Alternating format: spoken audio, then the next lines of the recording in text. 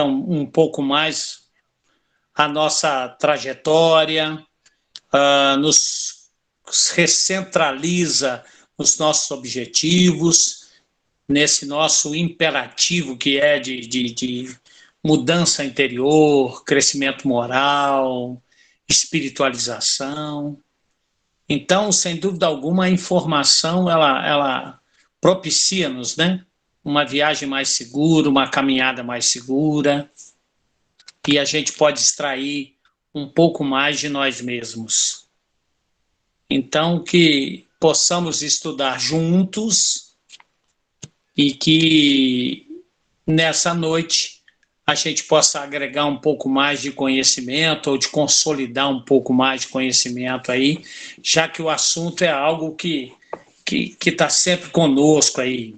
Já não é a primeira vez que nós vamos passar por ele, mas é sempre bom essa repetição, porque a gente vai se lembrando de alguns detalhes. Nós já estudamos nas outras quintas-feiras Deus e Espírito.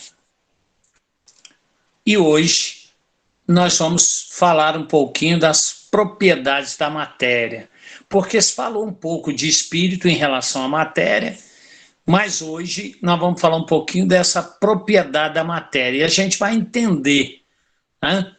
Ou seja, há uma trindade, Deus, Espírito e matéria, é a nossa compreensão, né? Quer dizer, o universo se traduz para nós em Deus, Espírito e matéria. O que não é Deus, que é a inteligência suprema de todas as coisas, o que não é Espírito, que está lá também dizendo, nós aprendemos na quinta passada, na retrasada, que o Espírito é o princípio inteligente do universo, e agora nós vamos aprender um pouquinho mais sobre matéria. E alguém pode estar se perguntando, puxa vida, vamos falar sobre matéria, porque a matéria, do ponto de vista dos conceitos em que os espíritos trazem para nós, ela muda bastante em relação ao conceito que nós temos de matéria. A ciência já evoluiu bastante, suficiente, da época de Kardec para cá, e nos aproximou muito mais dos conceitos dos espíritos do século, meados do século XIX. Ou seja, a ciência tem sido fator importante para respaldar aquilo que, em tese, eram apenas informações dos espíritos. E que hoje a gente vê que realmente, né, eles apenas foram propagadores, anteciparam essas informações, bem como na riqueza de informações que está lá no Evolução em Dois Mundos, pelo André Luiz, que trouxe-nos também uma série de informações. E, principalmente em relação à matéria, a questão 29, que abre o título lá, de propriedades da matéria, eu acredito que está todo mundo com o Livro dos Espíritos na mão, aí aberto no capítulo 2º, que fala dos elementos gerais do universo. E hoje nós estamos falando especificamente na questão 29, que inicia o subtítulo de propriedades da matéria. Bom, a questão 29, o Kardec já entra perguntando sobre ponderabilidade, né? Ou seja, a ponderabilidade é um atributo essencial da matéria, ou seja, ele fala, o que é ponderabilidade, né? Em termos em que o Kardec conduz, ele queria dizer assim, a matéria, é característica da matéria apresentar um peso que possa ser detectado, possa ser pesado, possa ser averiguado. A gente entende que era exatamente aí que ele estava, que a gente vai entender por quê aí um pouquinho mais na frente. Então ele diz assim, ter um peso detectado é um atributo essencial, quer dizer, fundamental, a característica mais importante da matéria? E aí os espíritos respondem, olha que coisa interessante. Da matéria como a entendeis, em 1857, pelos conceitos e as informações científicas do século XIX. Então, como entendeis lá no século XIX, sim. Aí é que vem a informação que para nós hoje não é tão diferente, mas deve ter causado muito aquela época, né? Porém, não é se for considerada sob o ponto de vista do fluido universal. Opa, que é isso? Fluido universal, né? E ele continua dizendo, o Espírito de Verdade, a matéria etérea e sutil que constitui esse fluido, que a gente vai ver essa diferença também, o que é fluido, vos é imponderável. Nem por isso, entretanto, deixa de ser o princípio da vossa matéria pesada. Então, aí isso já deve ter sido uma informação que abalou, né?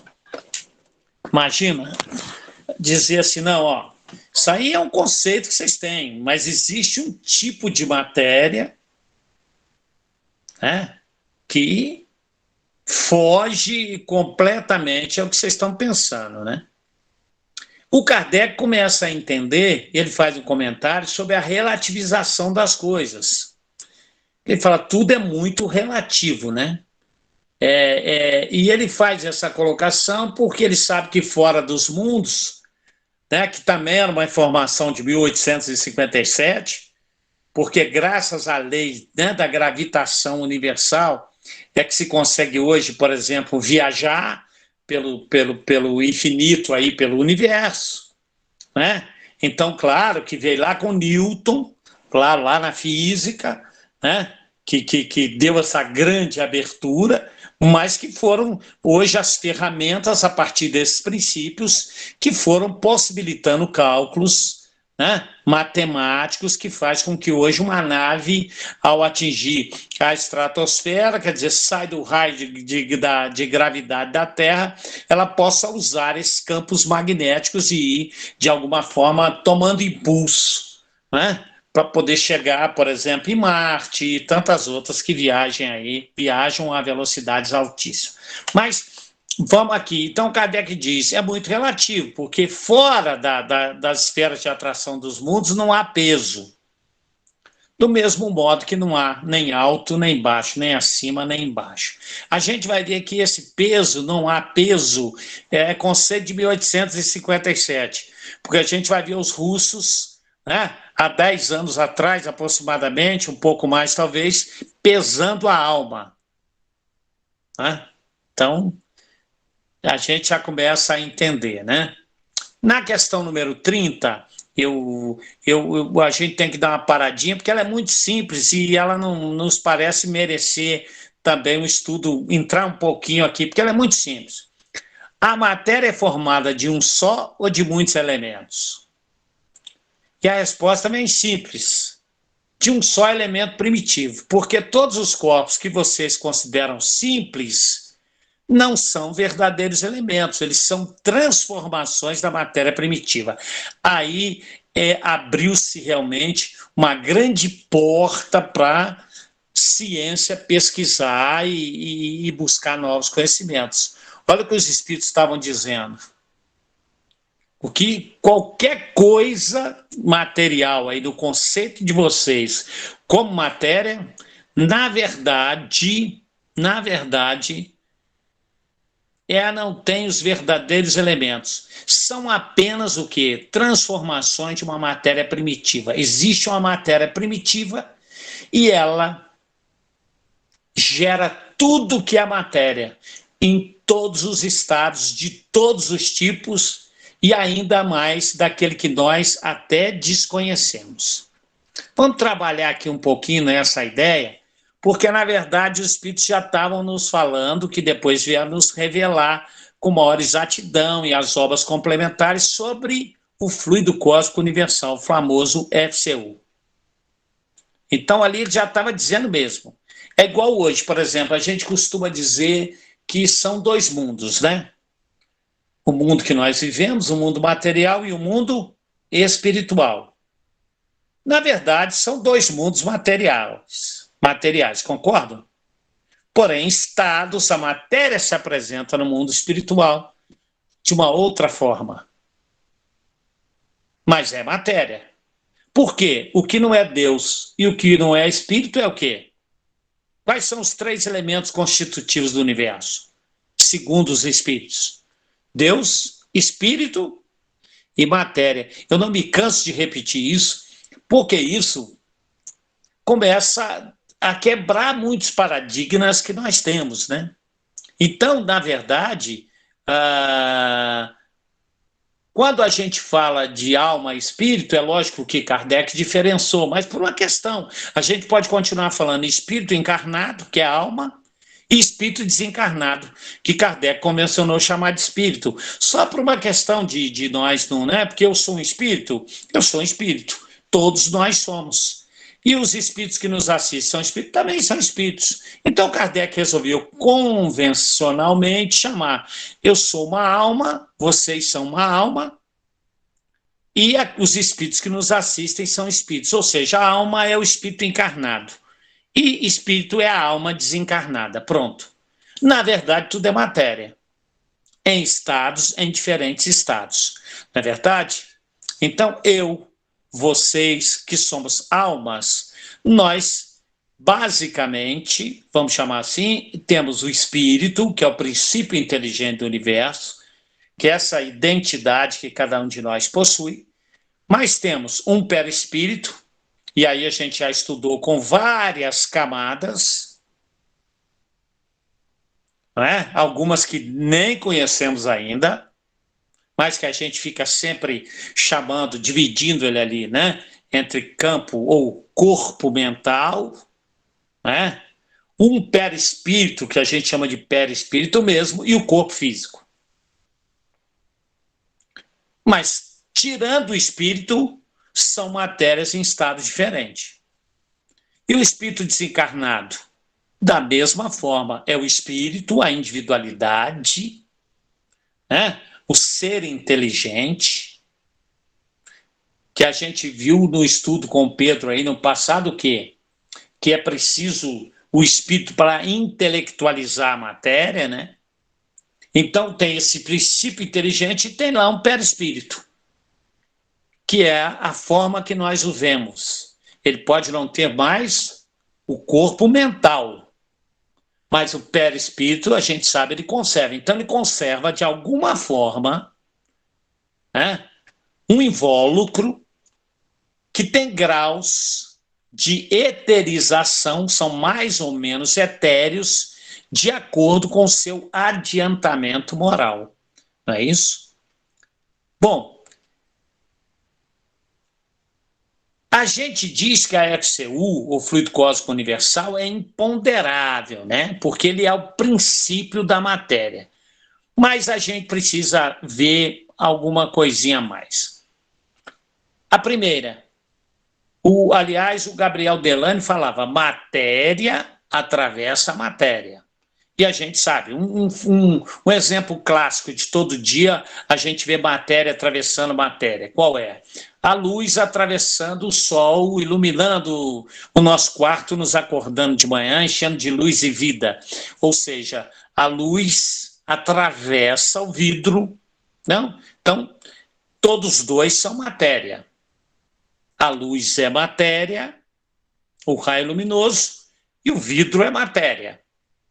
Que, no fundo, tudo é o fluido cósmico universal nas suas variâncias. Ora, qual é a dificuldade de nós entendermos de um espírito atravessar a parede?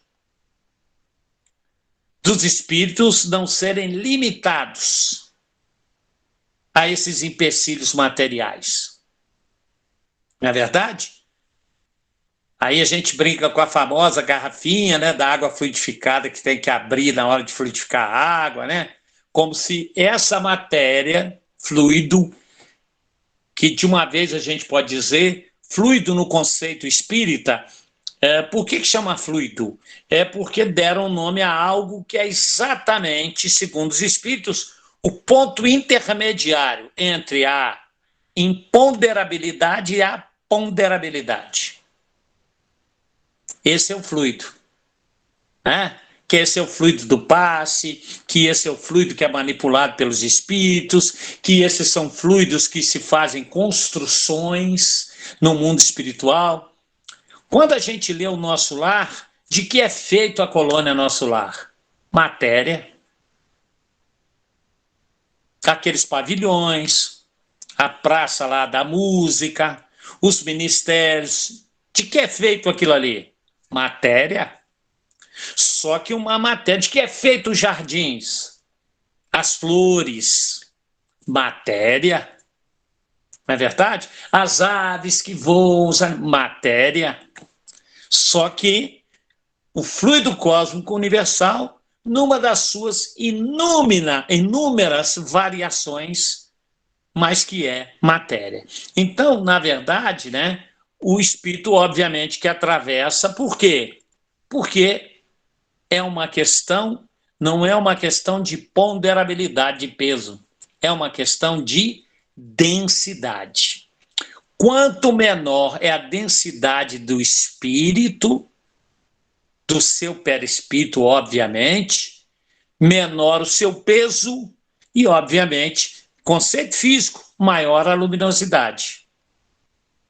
Por isso é que a gente se refere aos espíritos na sua luminosidade, porque são espíritos luminosos. A gente costuma dizer, nosso espírito é luminoso. E de imediato, isso já nos é característica de um espírito moralmente adiantado. Por quê? Eles ganham uma luzinha de presente, ou agora você, como espírito moralmente iluminado, ganha uma lanterna para você se mostrar luminoso. Não é? Não é. É uma característica natural que vem da densidade do perispírito. Certo? Quanto menor a densidade, mais brilhoso. Então, é por isso, quanto mais a matéria se torna densa, menor é o seu peso e, obviamente, maior a sua luminosidade. Ou seja, a intensidade da luz varia com a densidade. Simples também de entender, até a própria propagação da luz, né? Num nevoeiro e numa noite clara, não é? Ou sem nevoeiro, né? Então a gente consegue uma maior visibilidade, uma maior propagação, certo? O André fala uma coisa muito interessante na Evolução em Dois Mundos, que às vezes são frases que a gente fala ou lê e deixa passar, né? Por um lapso assim, um reflexo automático, às vezes está fazendo uma leitura, mas é importante, isso acontece com todos nós, quando a gente volta, porque ele chega a afirmar, olha que coisa interessante, que a nossa posição mental, quer dizer, de que forma pensamos, determina o peso específico do nosso envoltório espiritual. Opa, ele está falando em peso específico. É exatamente esse termo que ele usa, ou seja, né? Quanto menos denso, menos pesado. Ou seja, a nossa posição.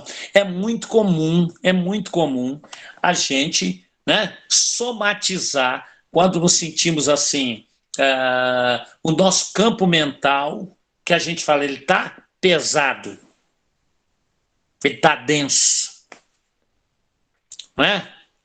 Que uns chamam de encosto, carrego, tem um monte de nome. Nossa, estou carregado, estou com um monte de encosto. Então, quando o nosso campo vibracional mental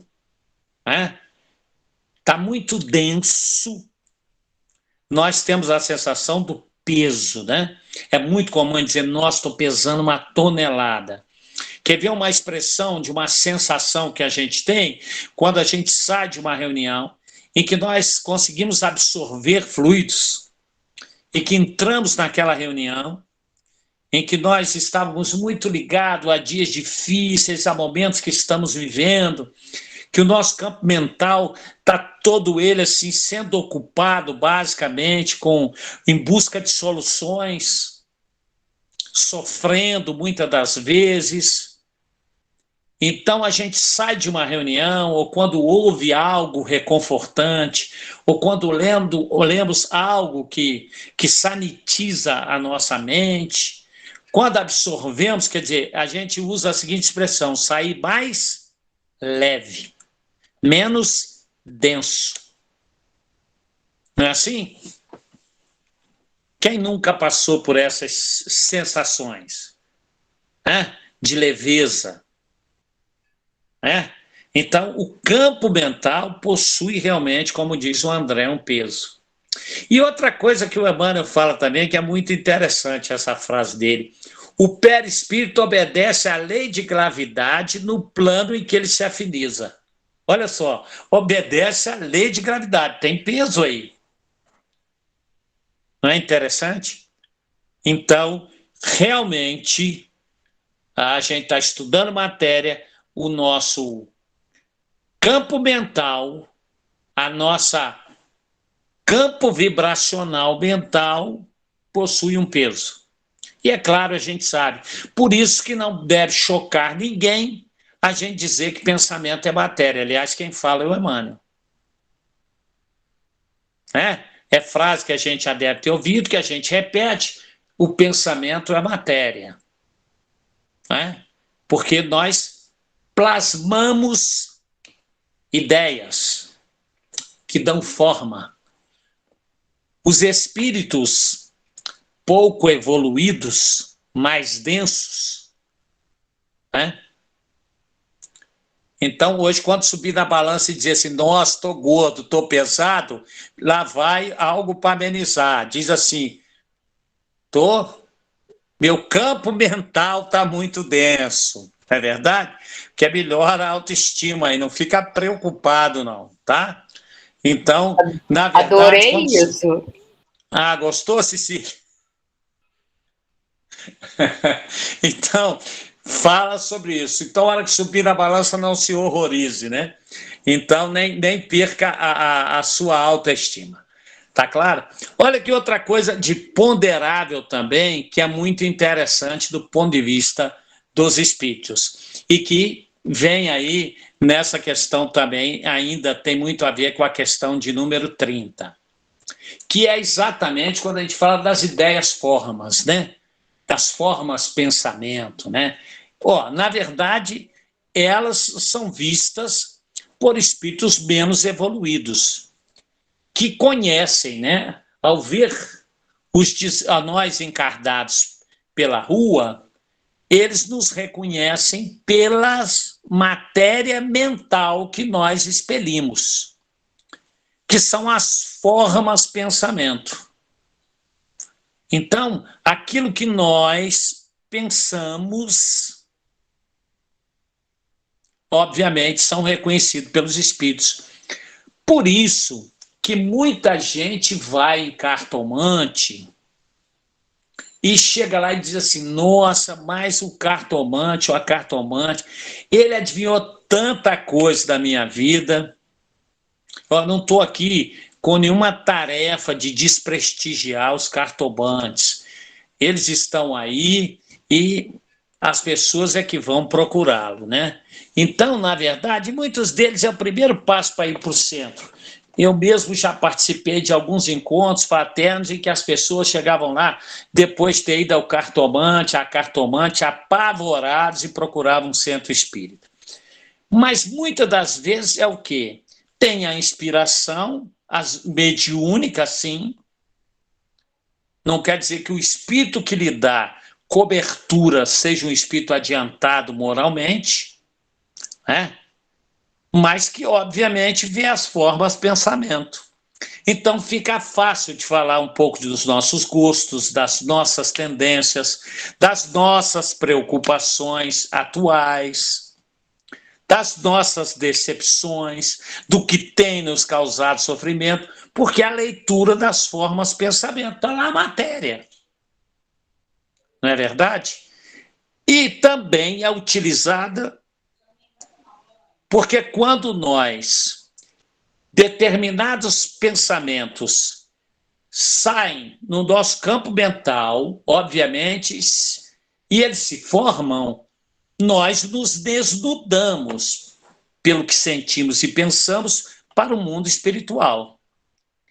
E há pensamentos que revelam-nos o nosso interior, as nossas tendências, enfim, abre, não é, para os observadores aí desencarnados todo o nosso mundo íntimo. E que isso facilita por demais quando eles nos inspiram a determinadas ideias, porque sabem exatamente, mediante as nossas fraquezas, aí no caso, né, do objetivo ser criar empecilhos na nossa vida, exatamente aquilo que nos traz determinado prazer. Forçam, inspirando outras pessoas, inclusive, para que isso possa ser o quê? Potencializado em nós, que são coisas que podem parecer fortuitas ou que possam parecer que são fruto de determinadas habilidades que nós imaginamos ter e que, entre aspas, nos orgulhamos de tal, mas cujo objetivo é o nosso declínio moral, a médio e a longo prazo. Esse mesmo processo é utilizado pelos espíritos cujo adiantamento moral é maior, porque conhecendo as nossas preocupações íntimas, lendo o nosso interior, as formas, pensamento, conseguem sugerir-nos, inspirar-nos esperança, prováveis indicativos de soluções, de mudanças de comportamento, claro, deixando a cada um de nós a responsabilidade pelo uso do livre-arbítrio e pela decisão. Então, na verdade, a matéria mental, dizem os espíritos, também possui, e nesse caso aí, bem vista, bem examinada pelos espíritos até de baixa evolução moral, de baixo conhecimento, e os espíritos dizem, há nela uma ponderabilidade também. E vão mais ainda, diz que elas possuem o quê? Propriedades quimio-eletromagnéticas, que são definidas, ou seja, em unidades mensuráveis, da mesma forma que acontece lá no nosso sistema periódico dos elementos químicos, lá no plano terrestre. Lá, aqui, né? Na verdade, no plano terrestre. Não é isso? Assim como tem a tabela periódica, claro, também tem uma série de elementos químicos que fazem parte da nossa ponderabilidade, da nossa matéria mental, que ainda não estão nem na tabela periódica, que toda hora a tabela é acrescida, né? Eu, outro dia, de curiosidade, peguei a tabela periódica, né, de filho meu, e para que eu, no meu tempo que eu estudei a tabela periódica, em que um pouquinho mais de atenção da época do vestibular e tal, tinha que decorar aquelas coisas todas. Foram acrescidos, nossa, é outra tabela, né? Somaram-se a ela muitos outros elementos que estão aí e que vão se descobrindo. Ou seja, né, essa solidificação de matéria que a gente imaginava é apenas um estado transitório do fluido cósmico universal. Ok? Ou seja, nós hoje estamos bem convictos que o perispírito é matéria. E ele é mais sutil nos espíritos o quê? Mais adiantados, e é menos sutil nos espíritos moralmente mais atrasados. Ou seja, essa matéria, o perispírito, ela na verdade é variável conforme a evolução e está diretamente relacionada a peso e luminosidade. Tem peso sim, né? Ou seja, a gente pode dizer que espíritos moralmente mais evoluídos são mais leves. Campo mental, obviamente, né? Ocupado por conceitos, por ideias e por pensamentos, recheados da ética moral cristã, são menos densos, são mais leves, são mais luminosos. Tá? A gente entende essa relação peso e densidade muito fácil. Tem um exemplo muito simples, né? Vamos pegar oxigênio, que é esse, né, o ar que a gente respira aqui, o oxigênio. Então, a gente tem um oxigênio líquido, né? E a gente tem um oxigênio gasoso. Só para efeito comparativo sobre a questão densidade e peso, 1 litro de oxigênio líquido vai pesar igual a 860 litros de oxigênio gasoso. Quem pode entender e deve entender muito bem disso, deve estar aí o meu amigo José de Jesus, que é doutor em Química. Tá certo? Que aqui é doutor, não é só eu estou elogiando, não. É doutor mesmo, né?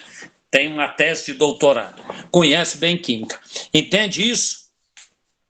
Então, a gente vai ver que realmente essa densidade e peso tem uma relação muito interessante. Ou seja, repitamos, né?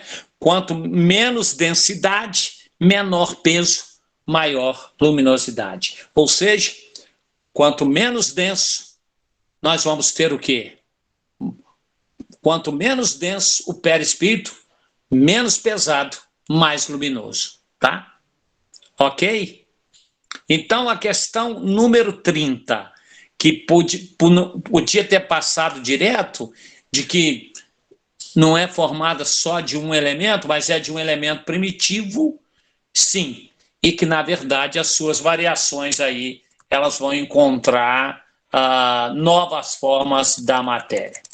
Eu pergunto a vocês se está muito chato a explicação aí. Alguém quer fazer uma questão de... não. Hein? Tá bom, tá ótimo. Não, tá bom, tá ótimo. Tá dando para entender, né? É lógico que nós estamos falando, não custa nada lembrar, tem muita coisa que a ciência já nos ofereceu, já corroborou com as informações espíritas e muitas outras ainda que virão. Nós estamos num ambiente de estudo da filosofia espírita, né? Exarada em O Livro dos Espíritos aí. Então é bom que a gente não perca isso, né? Aqui não tem a opinião pessoal, nós estamos aqui estudando que os espíritos pode fazer sentido para uns, pode não fazer sentido para outros, né? Não há nenhuma preocupação aqui em fazer nenhuma cooptação, ao contrário, são conceitos, né, do ponto de vista da filosofia espírita. A questão 31, o Kardec dá outra apertadinha lá, olha aí quem está com o livro. De onde se originam as diversas propriedades da matéria? Essa até a gente, a essa altura do campeonato, responderia, né? Tá certo? De onde vem, então, as propriedades da matéria? São modificações dos elementos, né? Ou das moléculas, dos elementos primitivos ou das moléculas elementares, né? Que em certas circunstâncias, né, elas se unindo, mudando de posição nas estruturas moleculares, elas vão, né, Aí o Kardec, então, faz uma pergunta, já concluindo, né? De acordo com o que vocês estão dizendo, o Espírito de Verdade, não sei se com essa intimidade toda que eu estou falando aqui não, né? Ele não devia se referir assim ao Espírito de Verdade. Mas, de acordo com o que vindes dizer, os sabores, os odores, as cores, os sons, as qualidades venenosas ou salutares dos corpos não passam de modificações de uma única substância primitiva. Resposta dos Espíritos. Ô, Kardec. Claro que sim, sem dúvida alguma, né? E só existe, olha aí, agora começa a introduzir outra coisa interessante, ó, que é a particularidade. Mas isso só existe porque é percebido. Por quê? Por disposição de órgãos destinados a percebê-lo. Então, é o seguinte, eu não vejo, eu não pressinto, eu não sinto e eu não ouço os espíritos, eles não existem? Não é verdade? Olha só, por quê? Porque existem órgãos destinados a o quê? Para que alguns percebam a matéria perispírito. A gente não falou que mediunidade é de origem fisiológica, orgânica? Então, tem órgãos perispirituais que, obviamente, como campo modelador da forma, do campo somático, o campo físico, oferece aos chamados médiums ostensivos as possibilidades de perceber espíritos, odores. Lembra quando a gente comentou aqui daquele workshop com o Divaldo?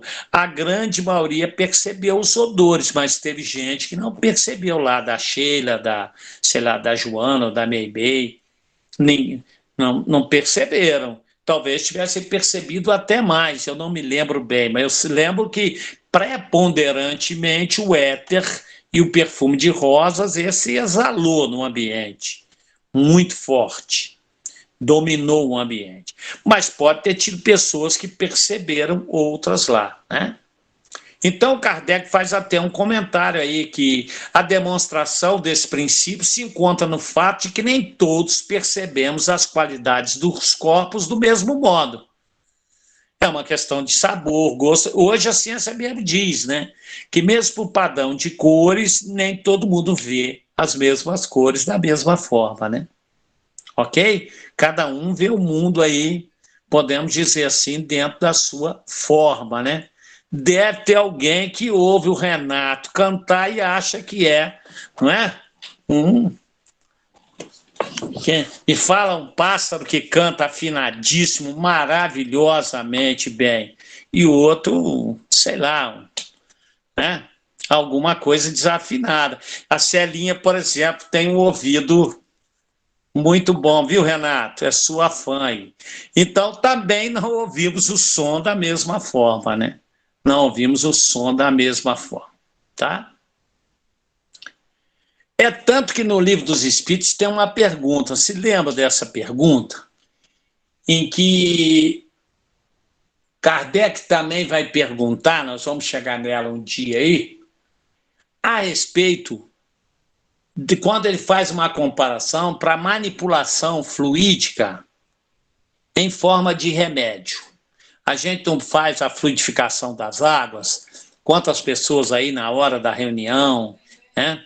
Na segunda parte, bota o seu copinho d'água. Eu mesmo tenho o meu ali, que eu boto para dar para todo mundo aqui, boto sempre um separadinho, às vezes estou com uma dorzinha boba de cólica renal, aí eu boto ali para um anestésico, alguma coisa, separadinho, enfim. A gente não faz isso e os espíritos não manipulam. E aí o Kardec faz uma pergunta realmente que procede. Da mesma forma que se manipula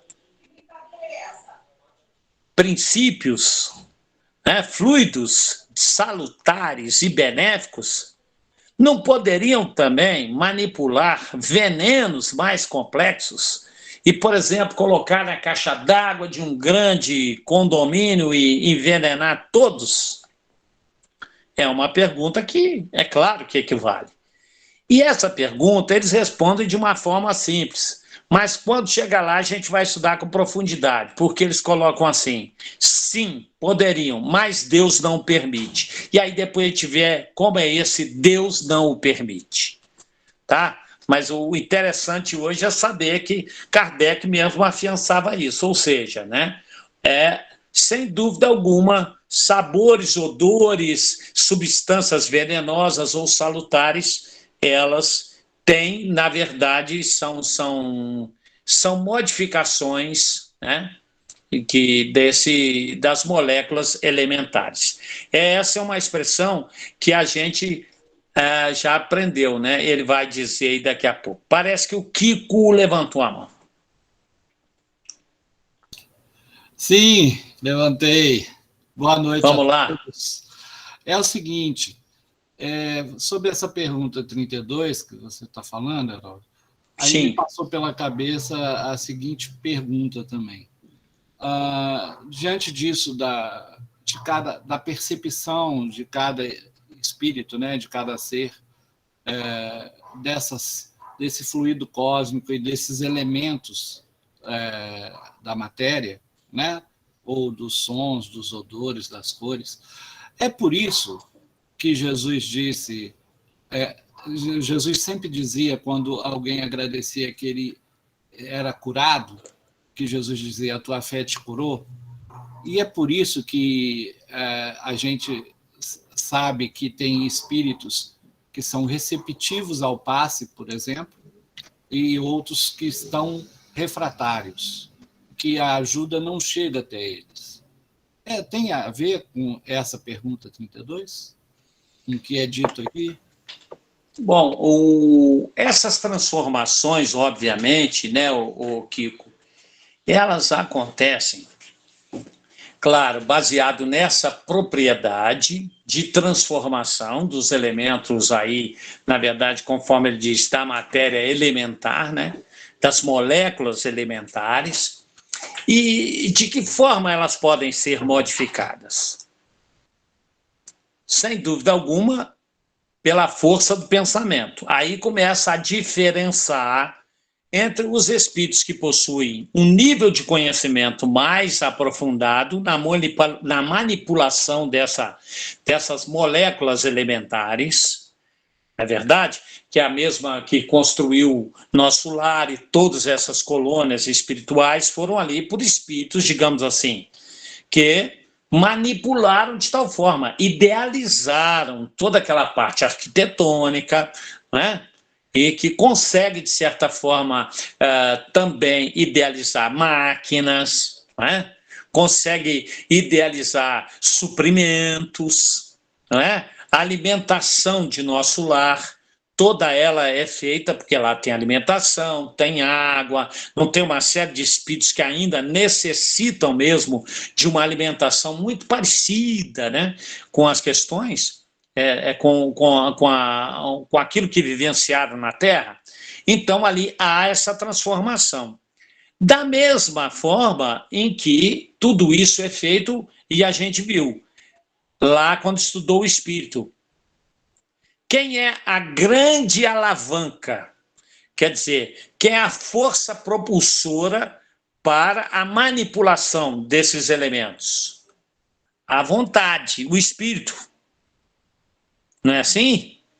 Então, em relação à fé, é claro, e aí a ciência hoje corrobora, em que fala das pessoas com fé, o remédio consegue fazer um melhor efeito, não é verdade?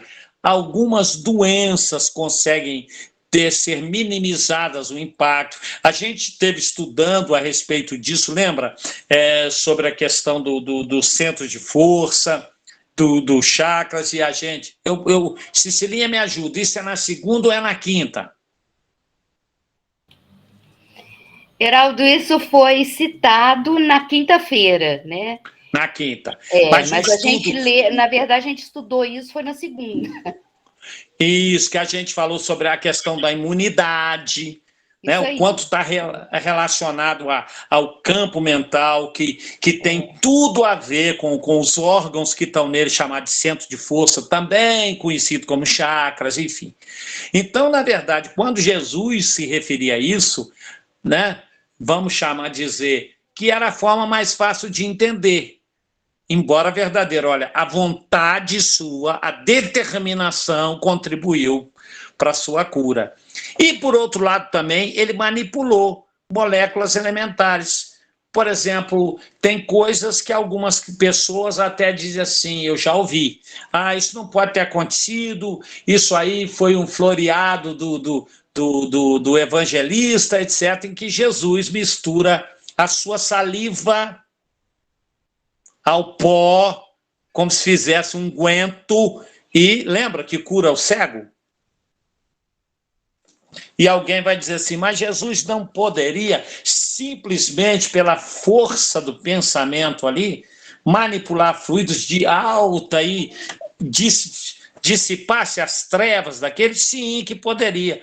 Mas ali manipulou algo que os seus fluidos e as suas vontades, certamente as moléculas elementares daquele pó, ou seja, da saliva, se transformaram em um unguento poderosíssimo e específico para aquilo ali. Não tem nada de, né, como alguns querem dizer, pô, isso aí aí o evangelista aí viajou na maionese, floreou demais, Jesus não precisava disso, né? E fica, às vezes, se perdendo em coisas como essa, que é igual aquela discussão. Eu já li tanta coisa sobre o Sermão da Montanha, eu falo disso porque é, sem dúvida alguma, para mim, um dos tratados mais belos. Para mim, o Sermão da Montanha. Não me canso de lê-lo, relê-lo, né? Porque se descobrindo. E tudo que se refere ao Sermão da Montanha, eu procuro sempre estar lendo, até fora do espectro cristão,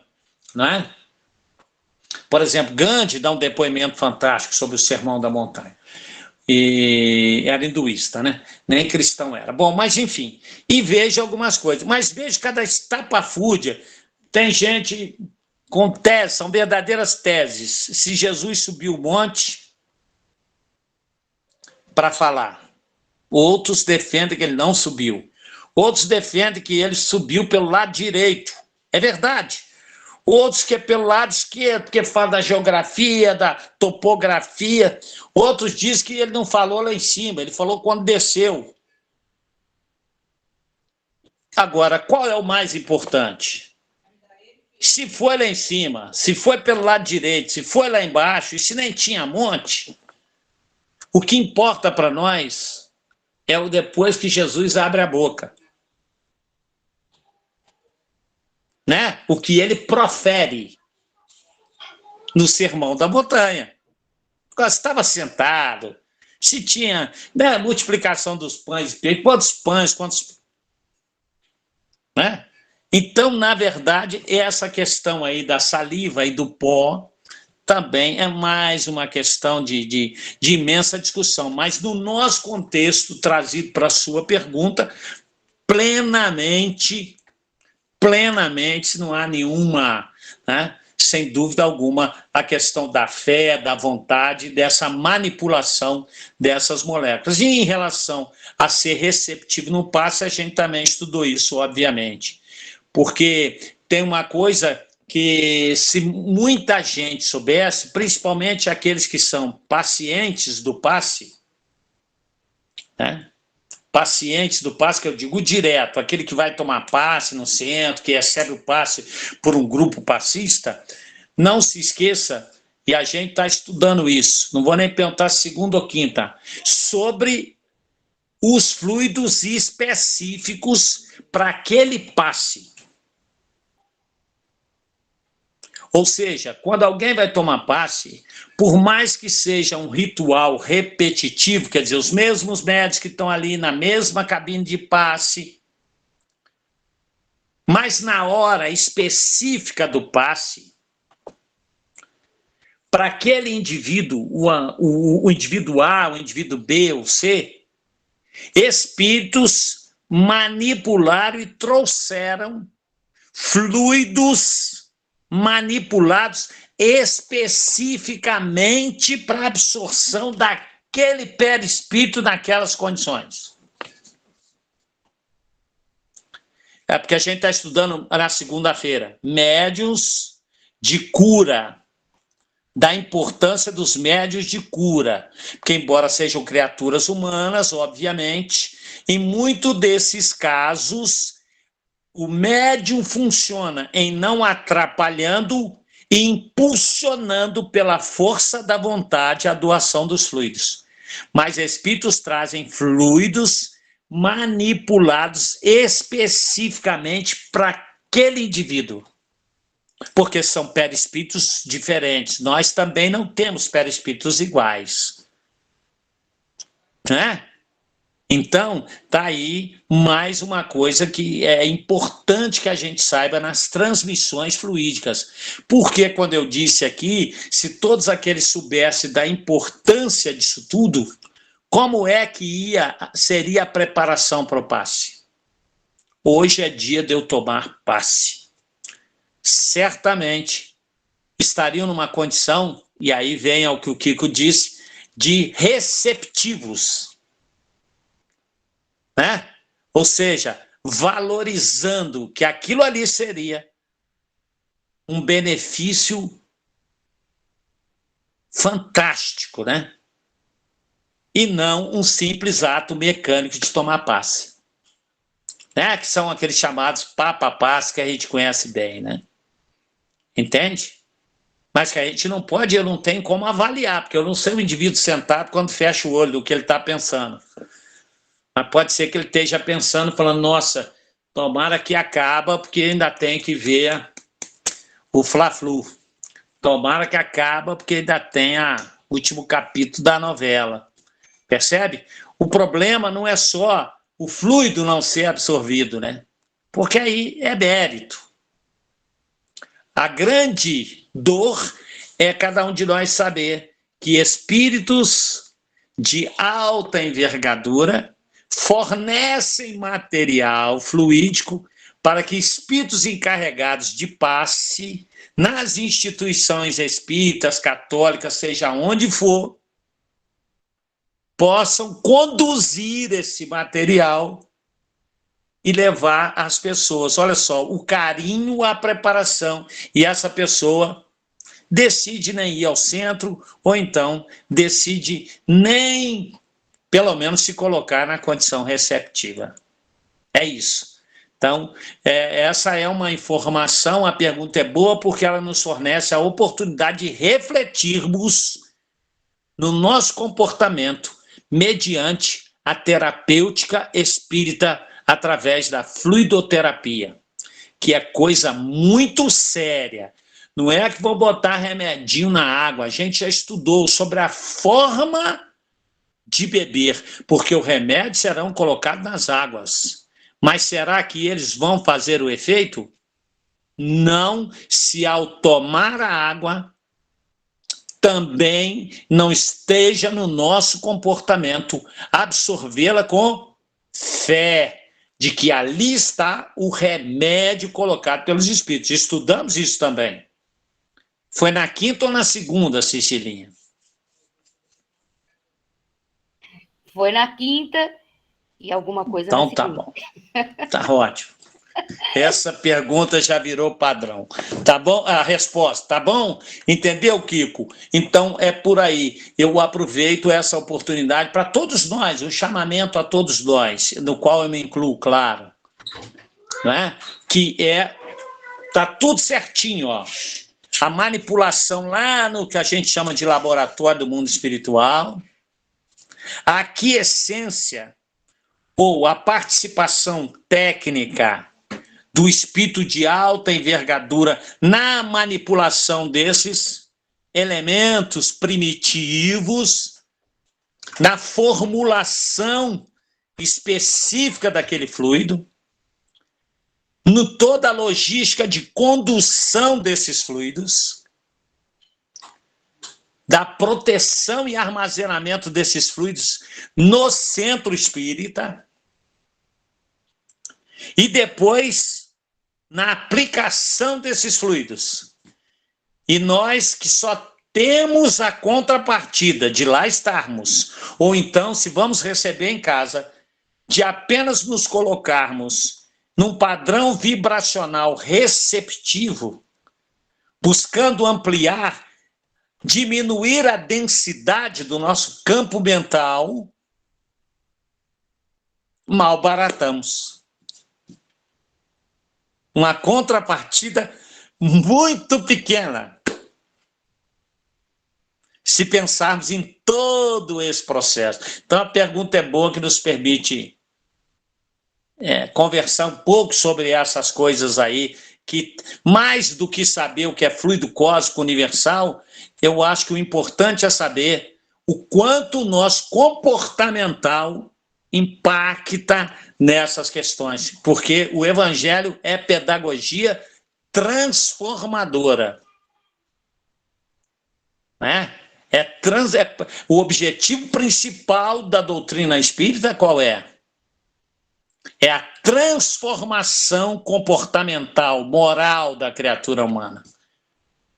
Por tabela, cura uma gripezinha ali, aumenta uma imunidade ou outra ali, né? Apazigua um pouco um cálculo renal ali, faz uma cirurgia espiritual ali, acaba com um probleminha de fígado, ameniza uma rinite, mas o objetivo principal é a educação moral da humanidade. Não percamos isso jamais, que isso não saia do nosso campo de visão.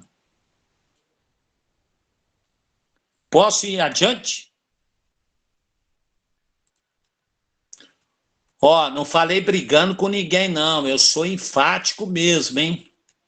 Senão eles acham que eu tô bravo aí. Depois eu chamo meus filhos para dar depoimento se eu sou bravo. Melhor não, vai me desmoralizar. Tá? Eu sou enfático.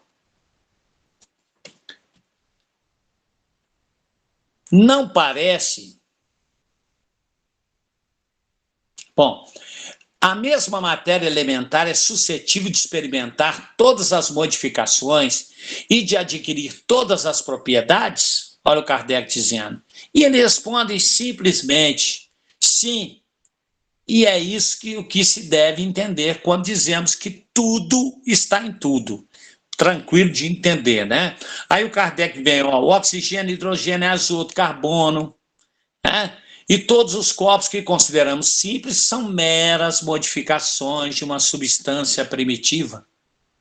Na impossibilidade em que nos achamos de remontar, a não ser pelo pensamento, obviamente, a esta matéria primária, esses corpos são para nós verdadeiros elementos e podemos, sem maiores consequências, tê-los como tais até nova ordem.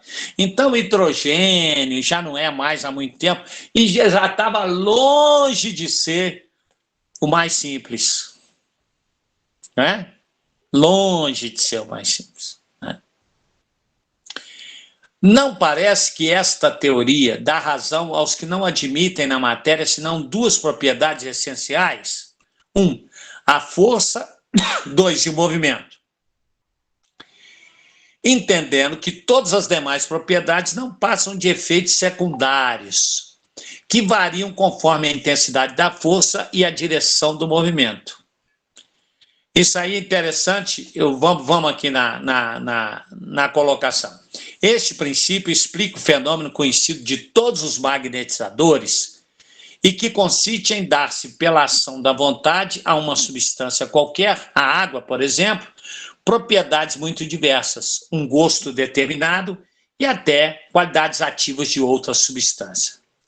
Desde que não há mais de um elemento primitivo e que as propriedades dos diferentes corpos são apenas modificações desse elemento, o que se segue é que a mais inofensiva substância tem o mesmo princípio que a mais deletéria. Assim, a água que se compõe de uma parte de oxigênio e de 2 de hidrogênio se torna corrosiva quando a gente duplica o oxigênio, H2O2. Né? Uma água pesada. Então, na verdade, basta acrescentar um átomo de oxigênio e a água, né, que é importante até da manutenção da nossa vida biológica, né? A gente já estudou um pouquinho sobre a importância da água. Basta acrescentar uma molécula de oxigênio e ela se transforma aí, né?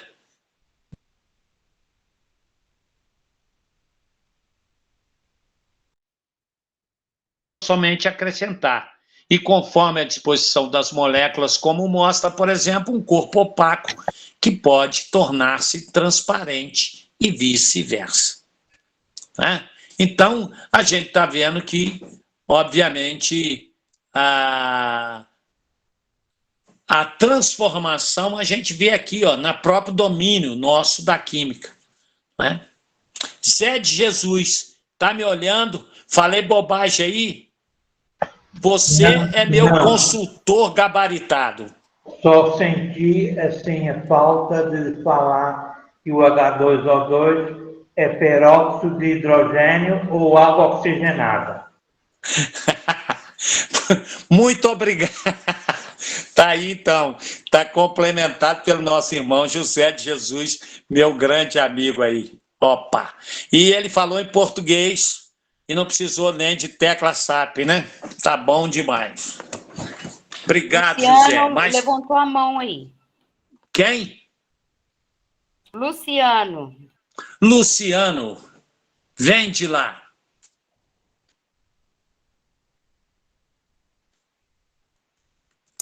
Microfone.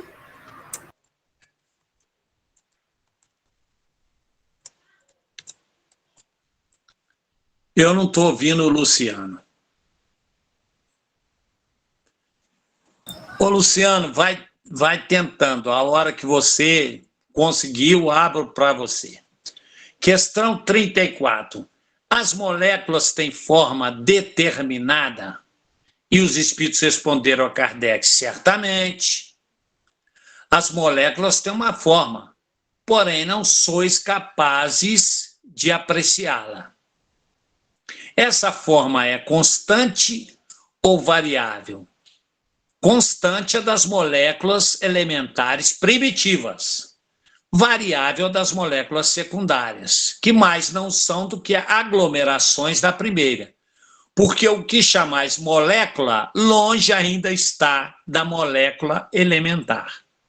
Obviamente, né? E a gente foi vendo que a ciência veio trazendo para nós tudo isso.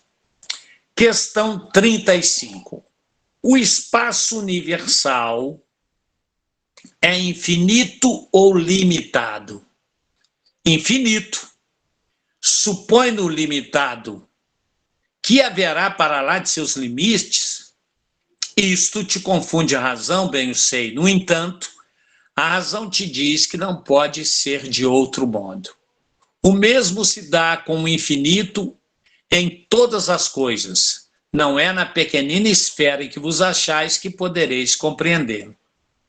Supondo-se um limite ao espaço, por mais distante que a imaginação o coloque, a razão diz que além desse limite, alguma coisa há, e assim gradativamente até ao infinito. Porquanto, embora essa alguma coisa fosse o vazio absoluto, ainda seria o espaço. A gente sabe, em relação a esse espaço universal, que a gente poderia aqui, na verdade, não é nem discutir o tamanho do universo, né? Não teria nem métrica para isso, enfim. Mas daria para discutir filosoficamente, digamos assim, qual o tamanho da nossa importância nesse vasto universo? Qual é o tamanho da nossa insignificância, né? Na verdade. Então, admitindo na colocação do Cristo, de que há muitas moradas na casa do meu Pai, admitindo na colocação também do nosso Mestre Jesus, quando nos assevera acerca de que somos imortais, e obviamente como herdeiros siderais que somos, temos que ter realmente muitas e muitas e muitas vidas ad eternum para que possamos realmente gozar de toda essa herança. Porque se temos um universo vastíssimo, em condições de graus os mais variados, numa escala infinita, existem, obviamente, possibilidades infinitas para cada um de nós. E daí dá para transformarmos essa mensagem cristã em algo extremamente esperançoso, que possa ecoar para nós de que a nossa infinitude, ao contrário de nos levar a uma posição até mesmo de refletirmos numa zona de conforto, porque temos uma eternidade, ao contrário, que nós sejamos possuídos do afã das conquistas morais, pessoais, espirituais, para que a gente possa ampliar aqueles que têm olhos de ver e ouvidos de ouvir. Essa acuidade visual, essa acuidade óptica que Jesus nos exalta, é para que nós possamos gozar, usufruir daquilo que ainda nubla os nossos olhos, nessa grandeza de outros planetas, de planetas infinitos em relação aí à sua progressão espiritual e que a gente possa gozar, né? E só para terminar, Kiko, eu acho que você vai ficar para a semana que vem, que já são 20h40. Não há o vácuo. O que parece vazio está ocupado por uma matéria, claro, que escapa aos nossos sentidos e aos nossos instrumentos. Se a gente entendeu que o elemento primitivo coloca a matéria em vários níveis, né, em várias formas, não há o vácuo, aquilo que a gente chama de vácuo, né? E a gente sabe disso por experiência de conquista humana, né? Até a descoberta do telescópio e o seu aprimoramento pelos séculos e séculos, havia um mundo invisível para nós. E o telescópio, o microscópio, hoje revela-nos o quê? O infinito mundo dos infinitamente pequenos. Então, essa é, sem dúvida alguma, para nós. Ô, Kiko, vou passar para a Celinha, porque eu tenho a responsabilidade de terminar no horário, tá? Não fica triste. Ô, Heraldo, eu agradeço muito, peço desculpas ao Kiko e sugiro que ele